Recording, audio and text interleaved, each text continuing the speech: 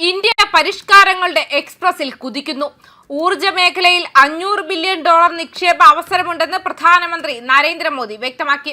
രാജ്യം പരിഷ്കാരങ്ങൾ ത്വരിതപ്പെടുത്തുകയും ഊർജ്ജ സുരക്ഷയിൽ നിന്നും ഊർജ്ജ സ്വാതന്ത്ര്യത്തിലേക്ക് നീങ്ങുകയും ചെയ്യുമ്പോൾ ഇന്ത്യയുടെ ഊർജ്ജ മേഖല $500 ബില്യൺ നിക്ഷേപ അവസരങ്ങൾ വാഗ്ദാനം ചെയ്യുന്നുവെന്ന് പ്രധാനമന്ത്രി നരേന്ദ്രമോദി വ്യക്തമാക്കി.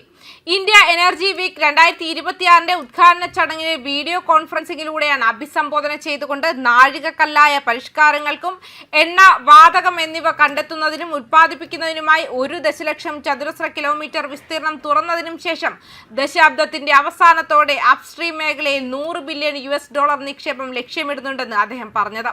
അതേസമയം ലോകത്തിലെ ഏറ്റവും വലിയ എണ്ണ ശുദ്ധീകരണ കേന്ദ്രമായി മാറാനാണ് രാജ്യം ലക്ഷ്യമിടുന്നത്. 2030 ആകുമ്പോഴേക്കും ഊർജ്ജ മേഖലയിൽ പ്രകൃതിവാതകത്തിന്റെ പങ്ക് ഇരട്ടിയിലധികം വർദ്ധിപ്പിക്കുക എന്ന അഭിലാഷ ലക്ഷ്യം LNGയിലും പൈപ്പ് ലൈനുകളിലും അവസരം സൃഷ്ടിക്കുമെന്നും വളർന്നുവരുന്ന സമ്പദ് വ്യവസ്ഥ പെട്രോ കെമിക്കൽ ഉൽപ്പന്നങ്ങളുടെ ആവശ്യകത വർദ്ധിപ്പിക്കുമെന്നും അദ്ദേഹം പറഞ്ഞു. ഇന്ന് ഇന്ത്യ ഊർജ്ജ മേഖലയ്ക്ക് വളരെയധികം അവസരങ്ങളുടെ നാടാണ്.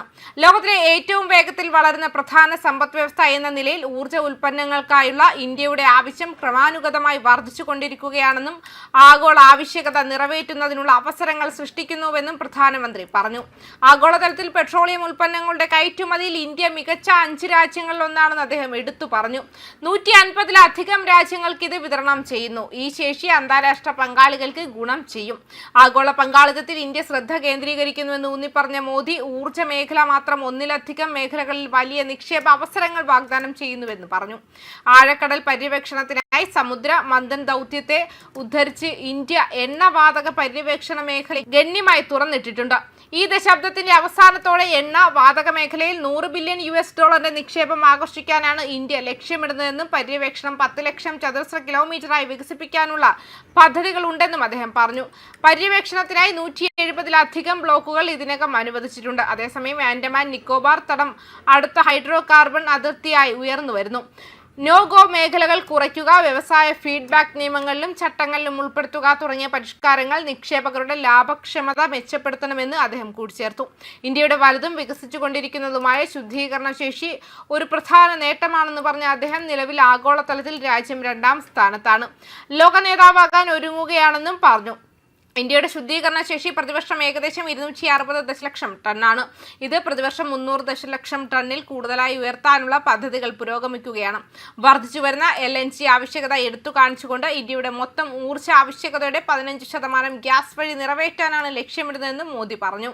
ഗതാഗതം, ടെർമിനലുകൾ, റീഗ്യാസിഫിക്കേഷൻ ഉൾപ്പെടെയുള്ള LNG മൂല്യ ശൃംഖലയിലുടനീളമുള്ള അവസരങ്ങളിലേക്ക് അദ്ദേഹം വിരൽ ചൂണ്ടി. 70,000 കോടി രൂപയുടെ കപ്പൽ നിർമ്മാണ പദ്ധതി പ്രകാരം ഇന്ത്യ ആഭ്യന്തരമായി LNG കാരിയറുകൾ നിർമ്മിക്കുന്നുണ്ടെന്നും അദ്ദേഹം പറഞ്ഞു. അതേസമയം പൈപ്പ് ലൈൻ ശൃംഖലകളിലും നഗരവാതക വിതരണത്തിലും നിക്ഷേപം നടക്കുന്നുണ്ട്. ഇത് നഗര കേന്ദ്രങ്ങളിൽ അതിവേഗം വികസിച്ചുകൊണ്ടിരിക്കുന്നു. ഇന്ത്യയുടെ വലിയ ജനസംഖ്യയും വികസിച്ചുകൊണ്ടിരിക്കുന്ന സമ്പദ് വ്യവസ്ഥയും കാരണം പെട്രോ കെമിക്കൽ ഉൽപ്പന്നങ്ങൾക്കായുള്ള വർദ്ധിച്ചു വരുന്ന ആവശ്യകതയ്ക്ക് വിപുലമായ ഊർജ്ജ അടിസ്ഥാന സൗകര്യങ്ങൾ ആവശ്യമാണെന്നും അത് ഗണ്യമായ നിക്ഷേപ അവസരങ്ങൾ സൃഷ്ടിക്കും.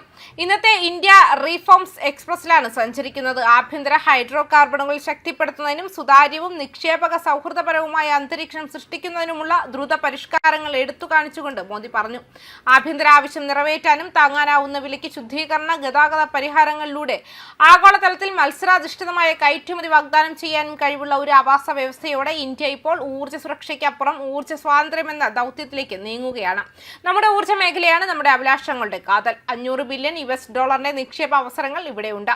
ആഗോള സമൂഹത്തോടുള്ള ആഹ്വാനത്തോടെ മോദി പറഞ്ഞു. ഇന്ത്യയിൽ നിർമ്മിക്കുക, ഇന്ത്യയിൽ നവീകരിക്കുക, ഇന്ത്യയുമായി വ്യാപ്തം സൃഷ്ടിക്കുക, ഇന്ത്യയിൽ നിക്ഷേപിക്കുക. ന്യൂസ് ഡെസ്ക് കർമ്മ ന്യൂസ്.